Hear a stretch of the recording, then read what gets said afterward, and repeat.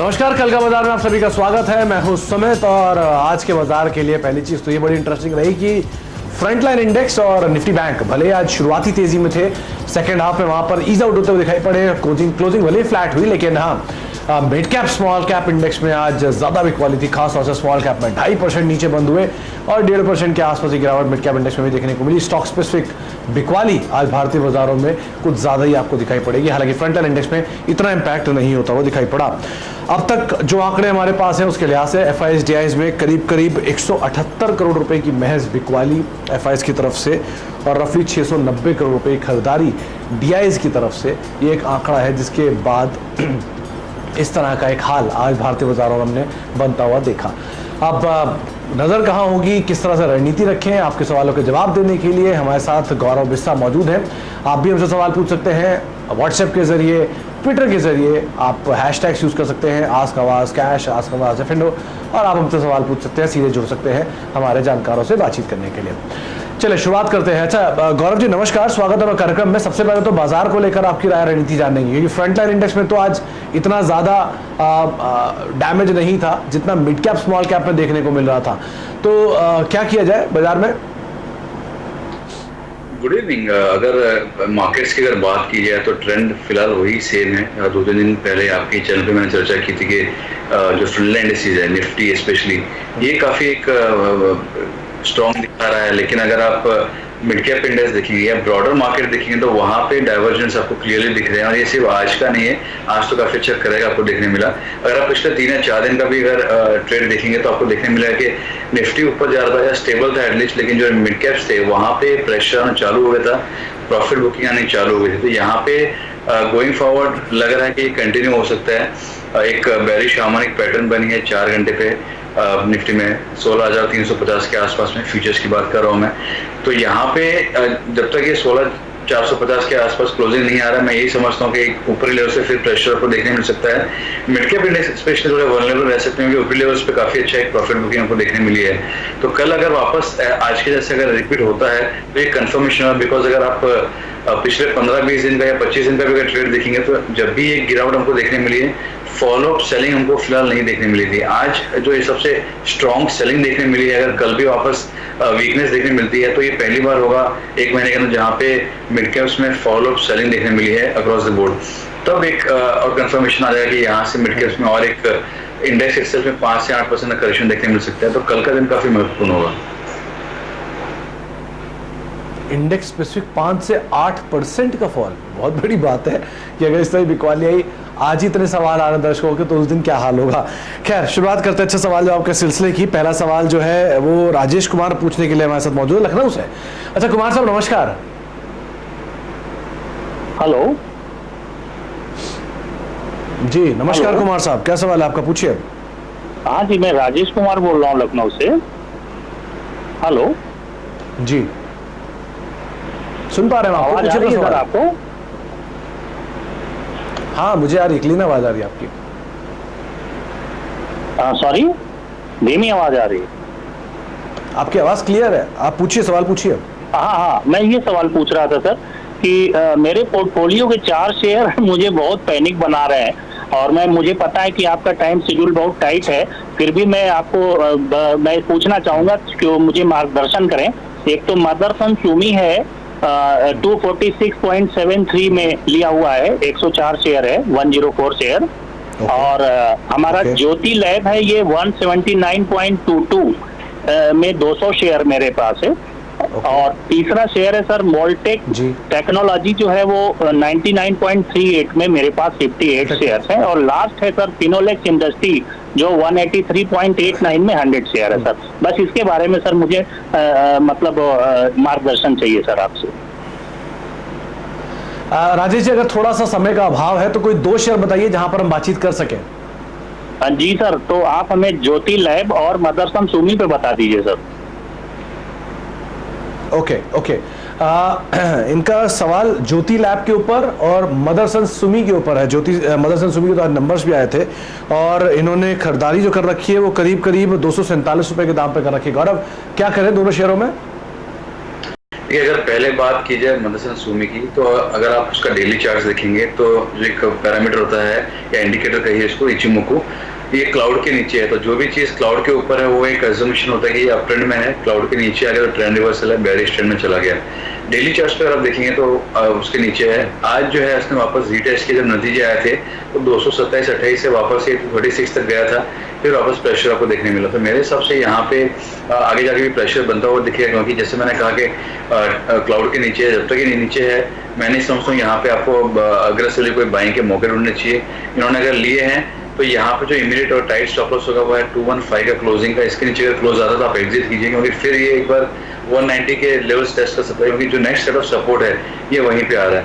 और रही बात ज्योति लैब्स की, तो यहाँ पे थोड़ा सा आप इसमें पॉजिटिव देख सकते हैं, इन द सेंस कि आज इतना गिराउट के बाद में भी ये जो प्रीवियस ब्रेकआउट था ये उसके आसपास ही ट्रेड करा। जो ब्रेकआउट के लेवल्स है वो तकरीबन 160-163 के हैं। तो जब तक इसके ऊपर ट्रेड हो रहा है दिक्कत नहीं है, उसके नीचे क्लोजिंग है तो खराब हो जाएगा।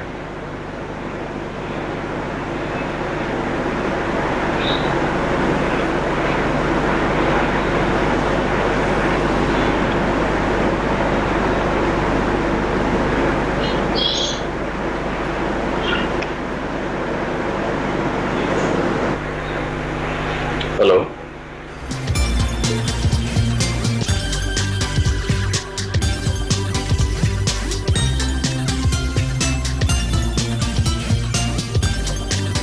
को लेकर और मदरसन को लेकर आप उसको अकॉर्डिंगली फॉलो कर सकते हैं। और खास तौर से मदरसन जहां पर नंबर्स के बाद कुछ हद तक जो ब्रोकरेज हाउसेस के व्यूज़ हैं या फिर जो राय रणनीति है वो आते हुए दिखाई पड़ेगी। खास तौर से जो इंडिस कॉल है और जो कंपनी के मैनेजमेंट का टेक है उसके बाद कुछ हद तक जो व्यूज़ हैं ब्रोकरेज हाउसेस के वो भी आते हुए दिखाई पड़ेंगे। तो आप उसको भी आधार मानकर यहाँ पर अपनी रणनीति बना सकते हैं। तो आप वेट करें एटलीस्ट और ब्रोकरेज हाउसेस के व्यूज़ को लेकर।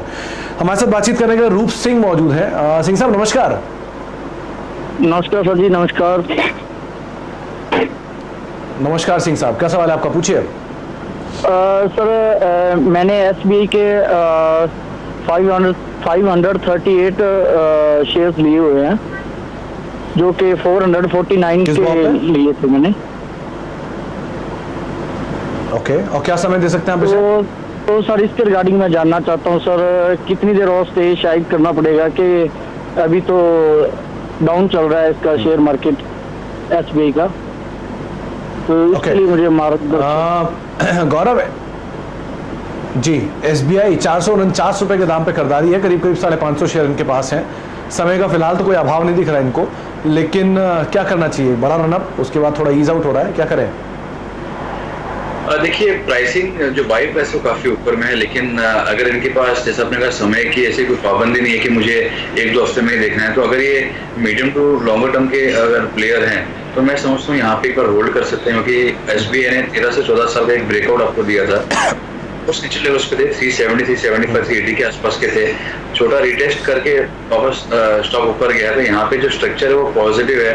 तो अगर आपका मीडियम से लॉन्गर टर्म हराइजन है तो आप 380 के क्लोजिंग स्टॉप लॉस होल्ड कर सकते हैं, और जो स्टॉक जो है वो आपके जो बाइंग प्राइस है उससे काफी ऊपर जा सकते हैं, क्योंकि अगर 13 साल का ब्रेकआउट हुआ है तो यहाँ पे आपको काफी स्ट्रॉन्ग एक अपसाइड आप देखने मिल सकते हैं, क्योंकि जनरली इतने लंबे कंसोलिडेशन के बाद स्टॉक है वो 30-40% रिटर्न आपको इजीली एक बार दे देता है हिस्टोरिकली। तो आपको यहाँ पे वो एक्सपेक्टेशन मिल सकती है, लेकिन आपको उसको होल्ड करना पड़ेगा। इमीडिएट बेसिस पे थोड़ा ट्रेंड जो है वीक है। हमें दीजिए, बनेगा यहाँ पर, लेकिन थोड़ा टाइम ज्यादा लग सकता है, उसके हिसाब से आप यहाँ पर कॉल ले सकते हैं।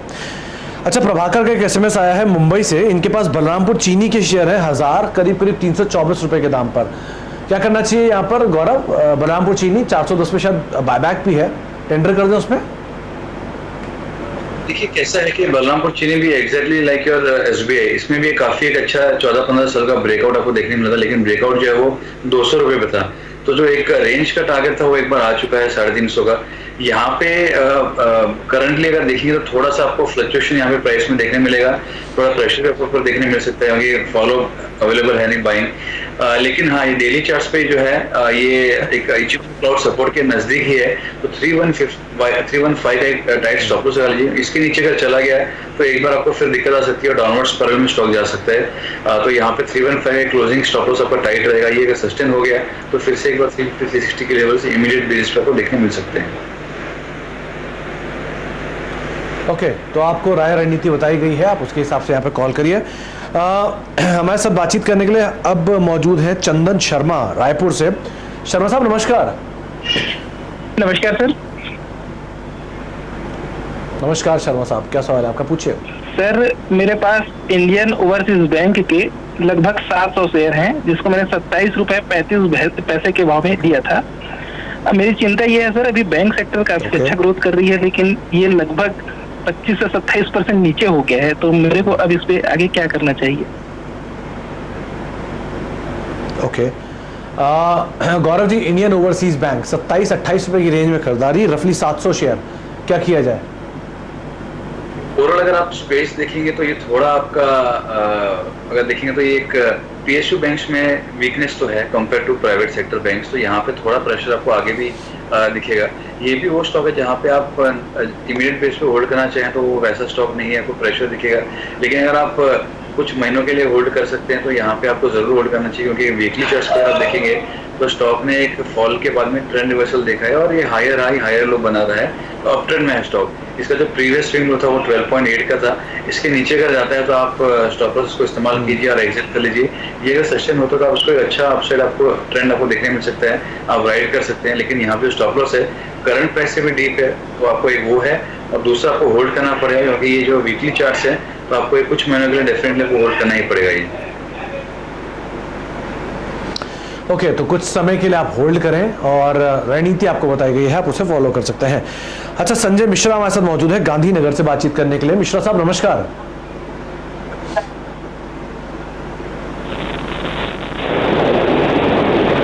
मिश्रा साहब सुन पा रहे हैं?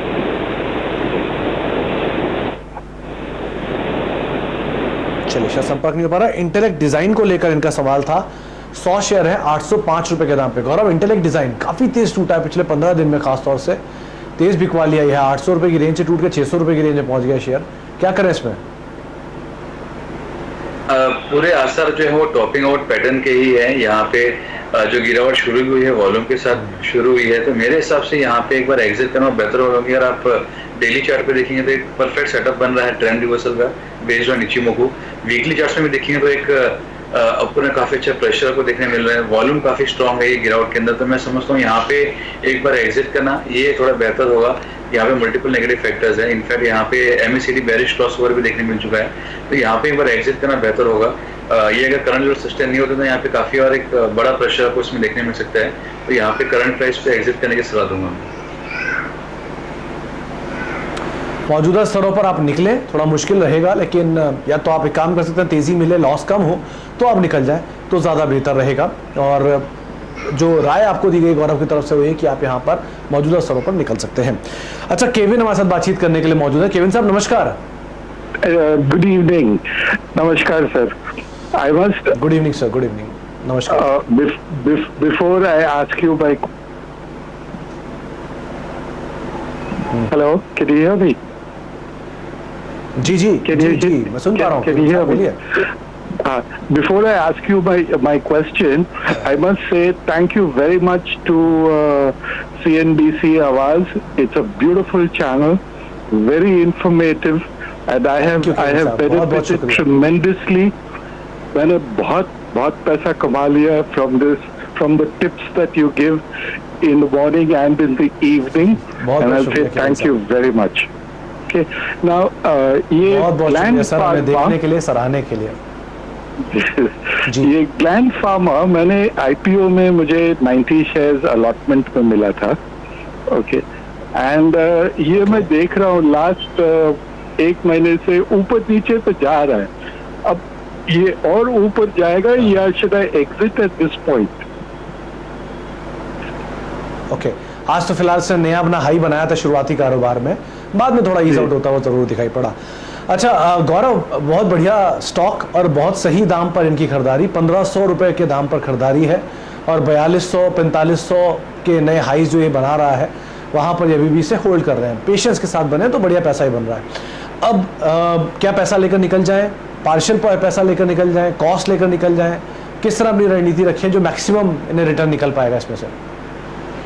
ये काफ़ी बेहतरीन एंट्री है, काफ़ी बेहतरीन स्टॉक है, और इसमें अगर आप देखेंगे तो काफी स्ट्रॉन्ग स्टॉक है कंपेयर टू इट्स पीयर्स। बीवीज लैब और ग्लैंड फार्मा ये ऐसे स्टॉक है जो कंसिस्टेंट ऊपर जा रहे हैं और रेजिस्टेंस काफी स्ट्रॉन्ग है।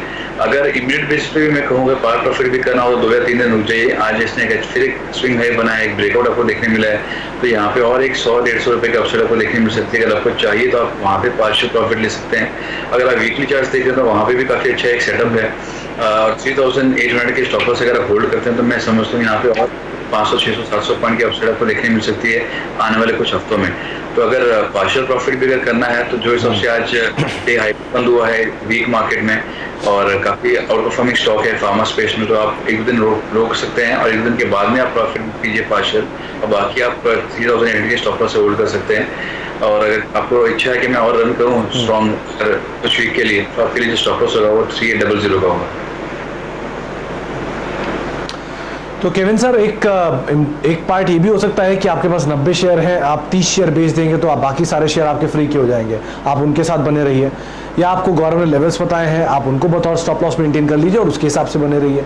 शेयर में तेजी है, प्रॉफिट लेना भी जरूरी है, तो आप उसके हिसाब से अपनी रणनीति को तय कर सकते हैं। और बहुत बहुत शुक्रिया आपका इज्जत अफजाई के लिए हमारा। अच्छा, अब एक सवाल और लेते हैं, वो है गोपाल जी का सवाल आया है हमारे पास। इन्होंने सवाल पूछा है भुवनेश्वर से, FSL के शेयर हैं इनके पास 1200 करीब 210 रुपए के दाम पर। गौरव, FSL फर्स्ट सॉल्यूशंस, क्या किया जाए यहाँ पर? देखिए, मिड कैप आईटी स्पेस में ये भी एक क्लियर कट आउट परफॉर्मर रहा है और स्ट्रक्चर इसका भी काफी स्ट्रॉन्ग है। वीकली चार्ट्स वगैरह आप देखेंगे तो इसमें कोई ऐसे टॉपिंग और पैटर्न्स वाला फिलहाल कहा जाए वो दिख नहीं रहा है, लेकिन इसमें एक ही चीज़ है कि यहाँ पे जो मैं अगर किचन को पैरामीटर देखता हूँ तो किचन से थोड़ा दूर है, तो यहाँ पे 160 और 170 ये प्राइस एक बार अटेम्प्ट कर सकता है। जो मिड कैप में अगर फॉल आएगी तो वहाँ पे टच करके फिर एक स्टॉक जो अपने अपवर्ड ट्रैजेक्टरी कर सकते हैं। तो यहाँ पे आप 160 और 170 के स्टॉप लॉस से होल्ड कर सकते हैं। इसके नीचे अगर जाता है तो फिर दिक्कत आएगी, अदरवाइज मैं समझता हूँ इनका जो प्राइस है, बाइंग प्राइस है, वो भी क्रॉस हो सकता है, क्योंकि जब ये पिछले 1 साल में को टच किया है इसने काफी एक स्ट्रॉन्ग अपसाइड देखने मिली है। तो मैं समझता हूँ यहाँ पे आपको होल्ड रखना चाहिए। 168 से 170 ये आपका स्टॉप लॉस होगा। जी, तो आपको राय दी गई है, आप उसके हिसाब से यहाँ पर कॉल ले सकते हैं। अच्छा, एक सवाल रवि ने भेजा है हमें रांची से। इनका सवाल मैं नहीं देख पा रहा हूँ, इन्होंने इनफैक्ट उस पर हम बातचीत करेंगे, लेकिन पहले दिनेश कुलकर्णी का एक सवाल लेते हैं। उन्होंने इंदौर से आंध्रा सीमेंट के ऊपर एक सवाल पूछा है। 200 शेयर है 34 रुपए के दाम पर। क्या करना चाहिए गौरव? आंध्रा सीमेंट के ऊपर वॉल्यूम थोड़े कम रहते हैं, 34 रुपए के दाम पे खरीदारी है। स्टॉक ऐसे होते हैं जो आपके रेडार पे हमेशा रहता है कि इनको हमको अवॉइड करना है, तो ये मेरे काफी टाइम से अवॉइड लिस्ट में है। मैं अपने क्लाइंट्स को भी यही चलाता हूँ। इसमें 2 रीजन है। एक, इसका एक नोटोरियस है ये कि ये सर्किट्स में बहुत प्ले करता है। दूसरा, जैसे आपने कहा, वॉल्यूम इसके थोड़े स्लिम रहते हैं, बहुत एग्रेसिव वॉल्यूम्स में होते नहीं है। तीसरा, अभी अगर देखेंगे तो आप ऊपरी लेवल्स पे यहाँ पे प्रेशर आना देखने मिल चुका है हमको, ऊपर कंसोलिडेशन है, थोड़ा नीचे गिर रहा है। तो मैं समझता हूँ यहाँ पे एक बार के लिए एग्जिट करना बेहतर होगा। बहुत ज्यादा नीचे नहीं है करंट जो इनकी बाइंग प्राइस है उससे, तो एक बार एग्जिट कर लेंगे वो बेहतर होगा। जो स्टॉक जो है वो अभी फ्रेश या तो रिटेस्ट किया है या ब्रेकआउट दे रहा है, उसको आप लीजिए। इतना भागने के बाद में ये टाइप का जो स्टॉक है काफी डेट्रीमेंटल हो सकता है पोर्टफोलियो के लिए, तो एक बार एग्जिट करना बेहतर होगा। ओके, तो गौरव की सदाबहार अवॉइड लिस्ट के अंदर ये स्टॉक है। आपको अब समझ में आएगा इसमें क्या रणनीति रखनी है। आपको भी तेजी मिले, आप निकल जाएं, ज़्यादा बेहतर रहेगा। एक ब्रेक का वक्त हो गया है, ब्रेक के बाद लौटेंगे और कुछ और दर्शकों से बातचीत करेंगे, रैपिड फायर करेंगे हम गौरव के साथ। जल्दी जल्दी ज़्यादा से ज़्यादा सवाल लेने की कोशिश करेंगे छोटे से ब्रेक के उस पार।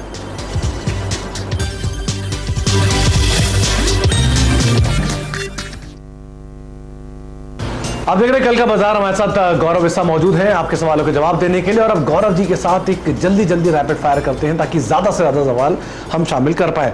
चलिए गौरव जी, शुरुआत करते हैं। एक रवि रांची का सवाल जो छूट गया था, विंध्य टेली लिंक पर है 1200 रुपए के दाम पर 100 शेयर, क्या करें? बाय सेल होल्ड और टारगेट स्टॉप लॉस?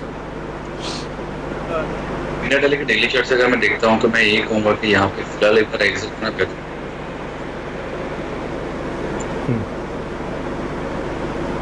ओके, हर्ष वर्मा ने एक सवाल पूछा है ईडलवाइस पे 200 शेयर 90 रुपए के दाम पे, गाजीपुर से पूछ रहे हैं, क्या करें? फॉल्स ब्रेकआउट है, मेरे हिसाब से एक बार एग्जिट करना बेहतर होगा। नीचे लेवल्स पे अगर मिले तो बाय कीजिए, करंट लेवल्स पे एग्जिट है। अच्छा, स्वप्निल बारामती से पूछ रहे हैं कि इनके पास जीएमएम फॉडलर के शेयर हैं 4350 के रुपए के दाम पर 15 शेयर, क्या करें? बड़ा चर्चा में रहा था पिछले दिनों। जी, इसमें ट्रेंड पॉजिटिव है, मेरे सबसे होल्ड करना चाहिए 4400 4350 ये आपका क्लोजिंग स्टॉप लॉस होगा। ऊपर में 5300 5400 जा सकता है अगले कुछ महीनों में। अच्छा, एक नरेंद्र सिंह ने सवाल पूछा है फेडरल बैंक पर 1000 शेयर है 85 रुपए के दाम पर, क्या करें?